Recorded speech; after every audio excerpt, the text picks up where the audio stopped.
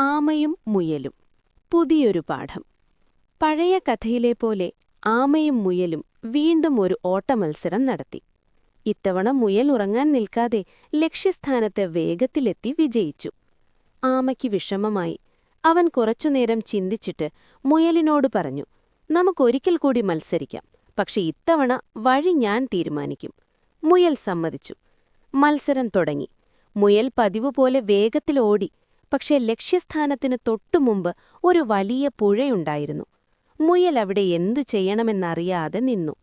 കുറച്ചു സമയം കഴിഞ്ഞപ്പോൾ ആമ സാവധാനം നടന്നെത്തി പുഴയിലൂടെ നീന്തി അക്കരയെത്തി വിജയിച്ചു. അപ്പോൾ അവർക്കൊരു കാര്യം മനസ്സിലായി. രണ്ടുപേർക്കും അവരവരുടേതായ കഴിവുകളുണ്ട്. പിന്നീടവർ ഒരുമിച്ച് മത്സരിക്കാൻ തീരുമാനിച്ചു. കരയിൽ മുയൽ ആമയെ ചുമലിലേറ്റി ഓടി. പുഴയിൽ ആമ മുയലിനെ പുറത്തിരുത്തി നീന്തി. രണ്ടുപേരും ഒരേ സമയം വളരെ വേഗത്തിൽ ലക്ഷ്യസ്ഥാനത്തെത്തി സുഹൃത്തുക്കളായി. തനിച്ചുള്ള കഴിവിനേക്കാൾ വലുതാണ് ഒരുമിച്ചുള്ള പ്രവർത്തനം. ഓരോരുത്തർക്കും ഓരോ പ്രത്യേക കഴിവുകളുണ്ടാകും. അത് പരസ്പരം സഹായിക്കാൻ ഉപയോഗിച്ചാൽ എല്ലാവർക്കും വിജയിക്കാം.